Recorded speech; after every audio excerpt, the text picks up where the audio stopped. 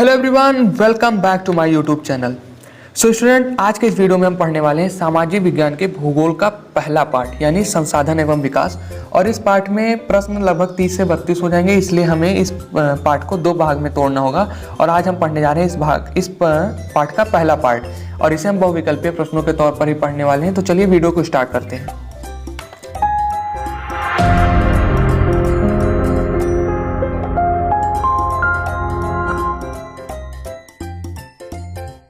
तो हमारा पहला प्रश्न है, मृदा किस तरह के प्राकृतिक संसाधन है? जैव संसाधन, अनवीकरण योग्य संसाधन, नवीकरण योग्य संसाधन या संभावी संसाधन?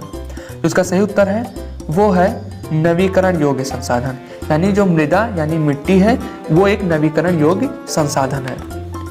फिर अगला प्रश्न है, भूक्षरण से क्या तात्पर्य है? भूमि का अनुपजाऊ होना, भूमि का दलदली होना, भूमि का उपजाऊ होना या भूमि का योजनाबद्ध उपयोग? तो इसका सही उत्तर है वो है ऑप्शन ए, यानी भूमि का अनुपजाऊ होना ही भूक्षरण होता है। फिर अगला प्रश्न है, पर्यावरण संरक्षण और सामाजिक आर्थिक विकास की समस्याओं का हल ढूंढने के लिए प्रथम अंतर्राष्ट्रीय पृथ्वी सम्मेलन कब और कहाँ किया गया था?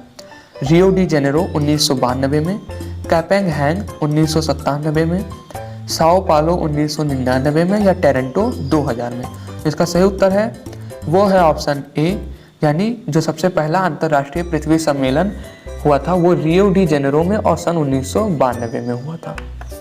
फिर अगला प्रश्न है, लेटराइट मृदा में ह्यूमस की मात्रा कम क्यों होती है? ह्यूमस यानी नमी की मात्रा कम क्यों होती है? सर्वप्रथम आप ये जानिए, जो लेटराइट मृदा यानी जो लेटराइट मिट्टी होती है वो ज़्यादातर दक्षिण भारत में पाई जाती है, यानी तमिलनाडु, केरल और कर्नाटक के साइड में। तो चलिए देखते हैं इसमें नमी कम क्यों होती है। हमारे सामने चार ऑप्शन है। अधिक वर्षा के कारण, मृदा के पथरीली होने के कारण, मृदा के अधिक अपर्दन के कारण या अत्यधिक तापमान के कारण? जैसा हम सभी को पता है कि अपने दक्षिण भारत में तापमान अधिक होता है, इसी के कारण वहाँ की जो लेटराइट मिट्टी है उसमें नमी काफ़ी कम हो जाती है। तो जिसका सही ऑप्शन है वो है ऑप्शन डी, यानी अत्यधिक तापमान के कारण। फिर अगला प्रश्न है, शुद्ध बोए गए क्षेत्र की दृष्टि में किस राज्य में सबसे अधिक प्रतिशत भूमि पर खेती होती है?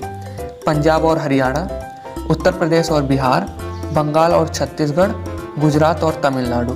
इसका सही उत्तर है वो है ऑप्शन ए।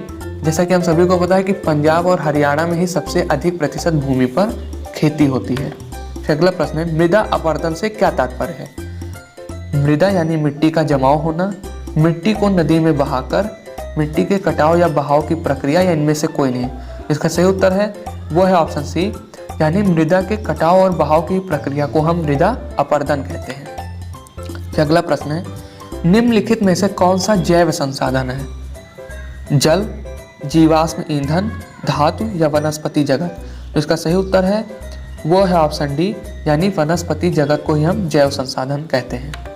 फिर अगला प्रश्न है, समयप्तता के आधार पर संसाधन को किस प्रकार वर्गीकृत किया जा सकता है? जैव और अजैव संसाधन, नवीकरण योग्य या और अनवीकरण योग्य संसाधन, राष्ट्रीय और अंतर्राष्ट्रीय संसाधन या संभावी और सचित संसाधन? इसका सही उत्तर है वो है ऑप्शन बी, यानी समयप्तता के आधार पर हम संसाधन को दो भागों में बांट सकते हैं, वो है नवीकरण योग्य और अनवीकरण योग्य संसाधन। फिर हमारा अगला प्रश्न है, पुनः चक्रीय संसाधन है यानी जिन्हें हम दोबारा यूज कर सकते हैं, ऐसे कौन से संसाधन हैं? धातुएं, वनस्पति जगत, जल और जीवाश्म ईंधन?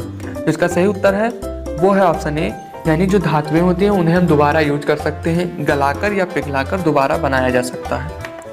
फिर अगला प्रश्न है, राष्ट्रीय संसाधन का उदाहरण है वन तथा वन्यजीव, खनिज पदार्थ, जल संसाधन या ये सभी? तो जिसका सही उत्तर है वो है ऑप्शन डी, यानी ये सभी ही राष्ट्रीय संसाधन का उपयुक्त उदाहरण है। फिर अगला प्रश्न है, भंडार को विकसित संसाधन बनाने के लिए आवश्यक है विशाल जनसंख्या, उपयुक्त प्रौद्योगिकी, परिवहन के तीव्र संसाधन या भारी धनराशि? इसका सही उत्तर है वो है ऑप्शन बी, यानी उपयुक्त प्रौद्योगिकी के कारण ही हम भंडार को एक विकसित संसाधन बना सकते हैं। फिर अगला प्रश्न है, रियो डी जेनेरो ब्राजील में पृथ्वी सम्मेलन हुआ था। जैसा कि हमने अभी दूसरे या तीसरे प्रश्न में पढ़ा है, जो सर्वप्रथम अंतर्राष्ट्रीय पृथ्वी सम्मेलन हुआ था वो रियो डी जेनेरो में हुआ था। और किस सन में हुआ था? आपको मैं 2-3 सेकंड का समय देता हूँ, आप स्वयं सोचिए।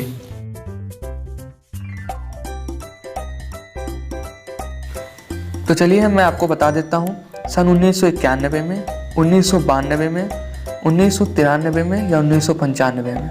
तो इसका जो सही उत्तर है वो है बी, यानी सन 1992 में रियो डी जेनेरो में सर्वप्रथम अंतरराष्ट्रीय पृथ्वी सम्मेलन हुआ था। फिर अगला प्रश्न, निम्नलिखित प्रदेश में से खनिज के प्रचुर भंडार हैं। मध्य प्रदेश, छत्तीसगढ़, झारखंड या ये सभी। इसका सही उत्तर है वो है ऑप्शन डी, यानी ये तीनों ही खनिज के एक बहुत ही भरपूर भंडार माने जाते हैं। फिर यहीं पर हमारी वीडियो खत्म होती है और इस अगला पार्ट हम देखेंगे अगले वीडियो में। लेकिन जाने से पहले आपको कम से कम चैनल को सब्सक्राइब, लाइक, शेयर जरूर करना है।